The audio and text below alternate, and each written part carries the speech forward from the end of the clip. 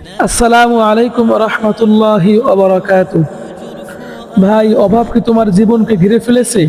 বুকে চাপ, মনে দুশ্চিন্তা, চোখে অশ্রু। সবাই একটাই প্রশ্ন করে, এই কষ্ট কবে শেষ হবে?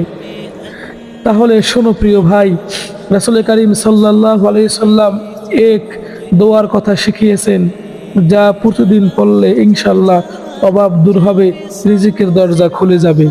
আল্লাহ রাসূল বলেন, আল্লাহুম্মা কফিনি বিহালালিকা আন হারামিক ওয়া আগনিনি বিফাদলিকা আম্মান সিওয়াক।